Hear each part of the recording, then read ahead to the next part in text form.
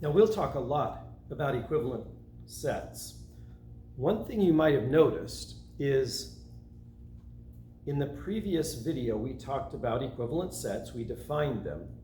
If you're talking about sets with a finite number of elements, we'll call those finite sets. Two sets are equivalent if and only if they have exactly the same number of elements. You're not allowed to say that when you get to infinite sets, because this set may have infinite elements, this one may have infinite elements, but they may not be equivalent. But in the finite case, it's very simple. Just as this theorem is very simple to see in the finite case, but it also holds true for infinite sets. For sets A, B, and C, A is equivalent to A. A is equivalent to itself. Well, obviously in the finite case, if A has n elements, A has n elements. Therefore, they're equivalent. If A is equivalent to B, then B is equivalent to A. You can think of that as a commutative law for equivalence. And the last one and the third one we would call something like the transitivity law. If A is equivalent to B and B is equivalent to C, then A must be equivalent to C.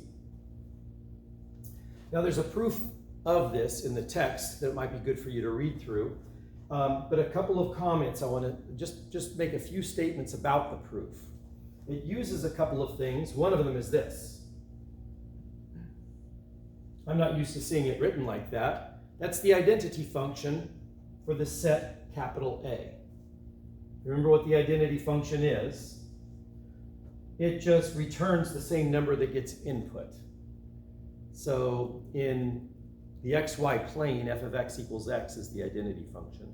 If you plug in a 2, you get out a 2. An ordered pair on that graph would be 2, 2, or -1, -1, or pi, pi. And nextly, it uses this.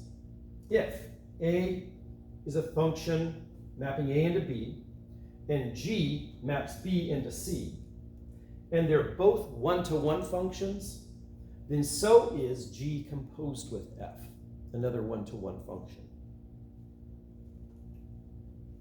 The next one is that if F maps A into B, and G maps B into C, and if the image of F is B, in other words, every element in B gets mapped to from the set A by the function F. It means it's an onto function. Let me write that.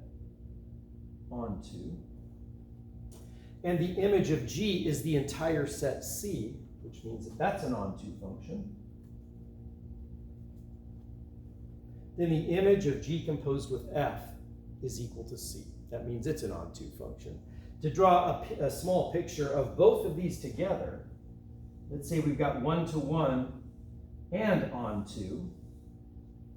It just means that F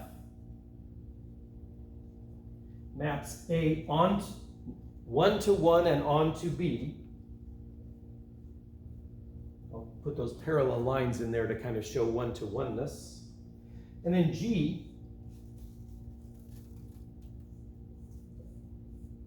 not very parallel there, but maps one-to-one, maps B one-to-one into C, then there's a one-to-one relationship between the elements of A and the elements of C. If you have a little a right here, there's only one value of C it's going to get mapped to. It may go from here to this little b. Say that, well, I didn't draw that picture very well.